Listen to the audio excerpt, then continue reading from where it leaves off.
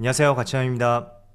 자, 요즘에 시장이 워낙 좋지 않다 보니까 굉장히 스트레스를 많이 받으실 거예요. 그래서 오늘 영상은 제가 간략하게 이번 주에 기관과 외국인이 어떤 종목을 매수했는지 여기에 대해서 간략하게 말씀을 드려보고, 또 지금 시장을 바라볼 수 있는 관점들 조금 더 이쪽 부분에 집중을 해서 말씀을 드려보겠습니다. 사실 지금 많은 분들이 매수할 여력도 안 될 것이고, 또 하물며 된다고 해도 딱히 매수하고 싶은 생각이 들진 않을 거예요. 그래서 기관과 외국인의 매수 상위 종목을 말씀을 드리는 것이 지금으로서는 그렇게 크게 의미가 있을 것 같지 않거든요.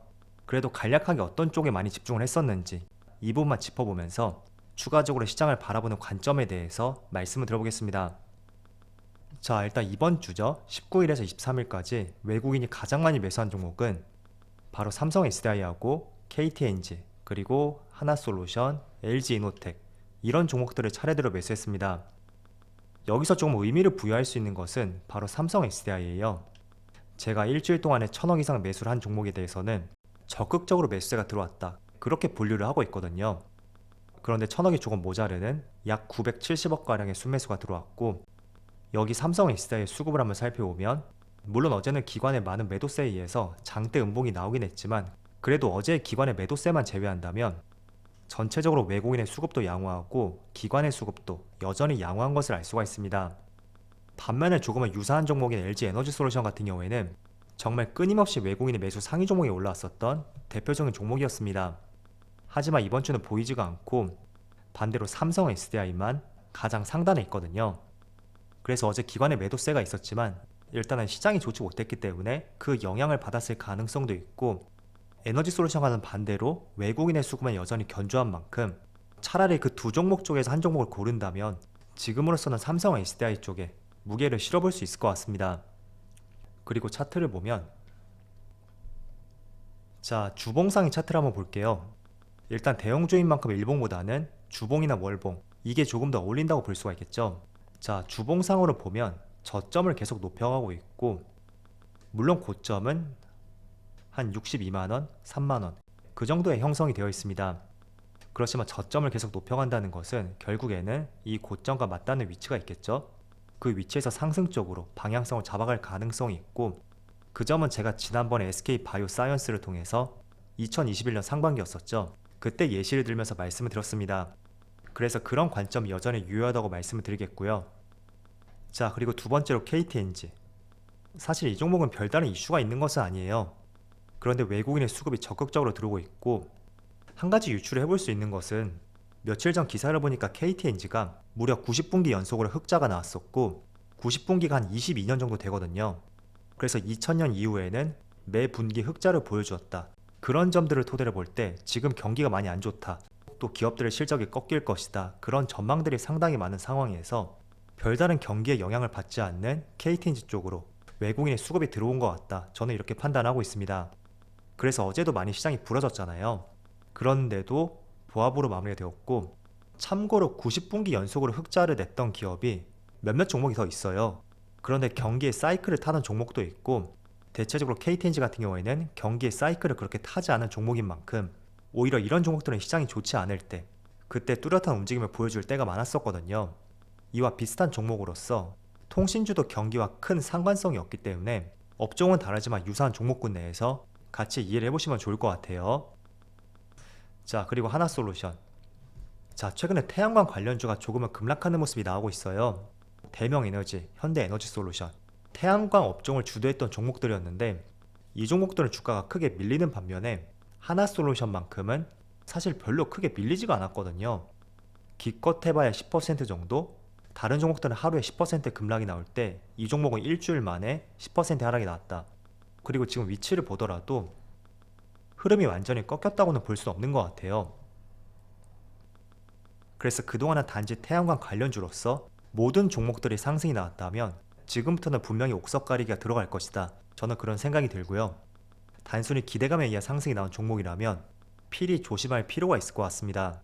반면에 하나솔루션 같은 경우에는 미국에서 태양광 모듈 점유율 1위이고, 또 실적적인 측면에서도 굉장히 견조한 흐름이 나오고 있거든요.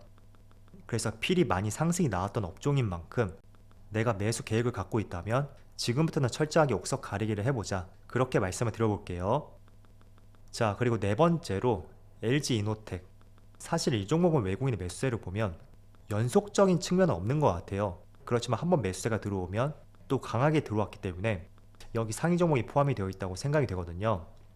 자, 그리고 차트 흐름을 보면 일단은 별다른 반응이 나오진 않는 것 같아요. 그렇다고 해서 지금 시장이 9월달에 많이 빠졌음에도 불구하고 오히려 상승 흐름이 나왔었죠. 일단 다들 아시겠지만 LG이노텍은 카메라 모듈 기업이고 대표 고객사가 바로 애플입니다. 아마 매출 비중의 70% 이상이 애플발인데 이번 달에 애플이 신제품을 공개를 했었잖아요. 그런데 그게 생각보다 판매량이 견조함에 따라서 외국인의 수급이 들어오는 것 같다고 생각이 되고요. 또 추세적인 상승은 아니지만 9월달에 주식시장이 계속 빠지는 와중에도 횡보하면서 잘 버텨주는 것 같다. 그 정도로 볼 수 있는 것 같습니다. 그래서 간략하게 외국인의 종목을 한번 알아봤고요. 이어서 기관을 보면 자, 기관은 철저하게 인버스에 많이 베팅을 했어요. 첫 번째, 두 번째, 네 번째 모두 인버스에 베팅한 것을 알 수가 있고 인버스를 제외한다면 또 여기도 마찬가지로 삼성 SDI를 가장 많이 매수했네요. 그럼 외국인 기관 모두 삼성 SDI를 가장 많이 매수했다고 볼 수 있고 또 마찬가지로 LG이노텍도 매수 상위 종목에 포함이 되어 있습니다. 그리고 이 두 종목을 제외하면 호텔신라, 바로 리오프닝 관련주이죠. 일단 어제는 전 종목이 모두 급락을 했었기 때문에 리오프닝 관련주도 많이 빠지는 모습이 나왔어요. 그렇지만 추세를 보면 어제 하루 급락이 나왔지만 여전히 9월달에 시장 대비 견조한 흐름이 나오고 있다. 그 점을 알 수가 있고 또 어제는 대만과 일본에서 이제는 무비자 여행이 가능할 것이다. 날짜를 못 받고 발표를 했었잖아요. 그래서 그러한 부분을 볼 때도 어제는 모든 업종이 빠졌던 만큼 다시 시장이 조금만 안정을 찾는다면 리오프닝 관련주는 조금 더 추세를 이어갈 것이라고 생각이 되고요. 그렇지만 리오프닝 관련주 내에서도 필히 종목들을 나눠서 볼 필요가 있어요. 예를 들어서 같은 화장품 관련주라고 해도 대형주들은 철저하게 움직임이 없거든요. 아모레퍼시픽이라든지 LG생활건강 이런 종목들은 움직임이 없는 반면에 이차환불이라든지 그리고 코리아나 또 한국화장품 이런 종목들은 밑바닥에서 조금씩 고개를 들고 있는 그런 모습들이 나오고 있습니다. 그런데 아모레퍼시픽 그리고 LG생활건강 전혀 흐름이 나오지 않고 있죠.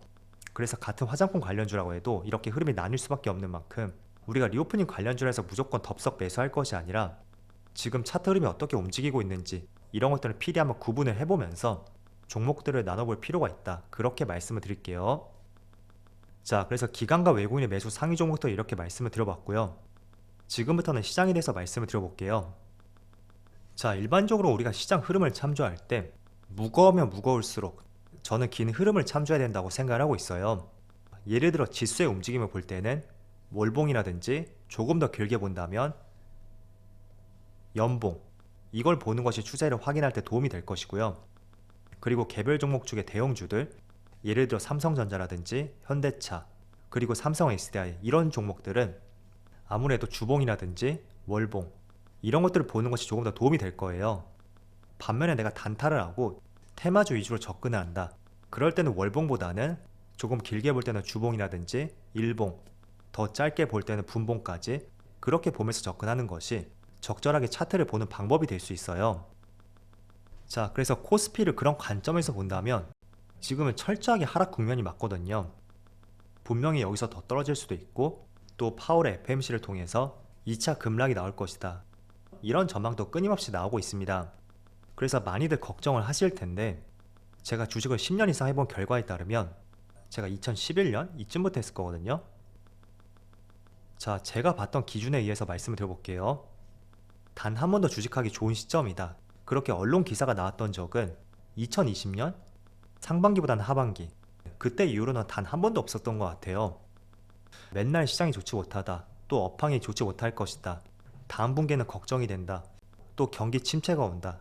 매번 이런 언급들이 항상 나왔었고 실제로 2020년 같은 경우에도 분명히 1400포인트에서 2000포인트까지 올라왔을 때 다시 한번 하락장이 올 것이다. 그런 전망들이 상당히 많았습니다. 그래서 지금은 적극적으로 매수할 구간이 아니다. 이런 의견도 상당히 많았었고 또 하물며 2020년 하반기 그때 신고가를 경신했을 때 거품이 꼈다고 하면서 투자 리스크를 줄여야 된다. 그런 의견도 상당히 많았었거든요. 그래서 드리고 싶은 말씀은 지금까지 제가 12년 정도 투자를 했을 때 어떤 순간도 주식하기 좋은 순간은 없었다. 그 말씀을 드리고 싶었고요. 그럼에도 불구하고 시장은 상승이 나오기도 하고 부정적인 의견대로 또 하락이 나오고 이런 움직임들이 계속 반복이 되었습니다. 그래서 지금도 마찬가지예요. 계속 시장에서 금리 인상을 하다 보면 지난 2008년 당시라든지 최근에 2020년처럼 엄청난 시장의 폭락장이 올 것이고 그럴 때마다 굉장히 걱정이 많을 거예요. 물론 그 가능성에 대해서는 완전히 없다고는 볼 수는 없습니다. 그렇지만 시장은 늘 악재가 더 많았던 곳이었고 그리고 일봉으로 보면 자 이런 구간 한번 보세요. 지난 6월달에 시장이 저점을 형성했었잖아요. 정말 6월달에 곡소리가 많이 나왔었거든요. 저도 굉장히 힘들었던 한 달이었었는데 이런 반등 아무도 기대하지 못했을 겁니다. 그렇지만 반등이 나왔던 것은 바로 유가가 조금씩 꺾이는 모습이 나오고 있었고 그런 미묘한 움직임 때문에 시장은 인플레이션이 꺾일 것이다 이런 기대감 때문에 또 상승이 나왔습니다. 2270에서 2570까지니까 거의 10% 정도 꽤나 큰 반등이 나왔었거든요. 그래서 지금도 마찬가지예요. 호재가 하나도 없잖아요. 그렇지만 하루 이틀 지나게 된다면 분명히 인플레이션도 완화되는 조짐을 보일 것이고 연준에서 내년까지 금리 인하를 하지 않는다고 하더라도 시장은 그 미묘한 변화에 따라서 기대감이 주가로 반영될 가능성이 있습니다. 바로 이런 구간이죠. 그래서 그게 반짝 반등일 수도 있고 진짜로 추세적인 상승이 나올 가능성도 있거든요. 그래서 지금 앞으로의 흐름은 어느 누구도 예측할 수가 없습니다. 전망은 할 수 있대 단정을 지어서 보는 것은 맞지 않다고 말씀을 드리고요. 또 확실한 것은 지난 10년 동안을 보더라도 항상 시장에서는 부정적인 이야기밖에 없었고 주식하기 좋은 순간이라고 했던 적은 굳이 뽑자면 2020년 하반기 그때를 제외하면 단 한 차례도 없었다. 그렇게 말씀을 드려보겠습니다. 그래서 어려운 시장이지만 내가 이왕 지금 발을 담그고 있고 여기서 발을 뺄 것이 아니라면 항상 조금 더 긍정적인 부분에 초점을 맞춰보시고요. 또 어제 말씀을 드린 것처럼 경기는 사이클이 있거든요. 이 사이클의 하단에 닿으면 반드시 상승하는 것이 100% 사실입니다. 때문에 어려운 구간이지만 같이 한번 잘 견뎌내보면서 나중에는 웃을 수 있는 시간이 올 수 있기를 제가 필히 기원해 드릴게요. 자, 그럼 오늘 영상 여기서 마치도록 하고요. 언제나 여러분들의 성공 투자를 기원하도록 하겠습니다. 감사합니다.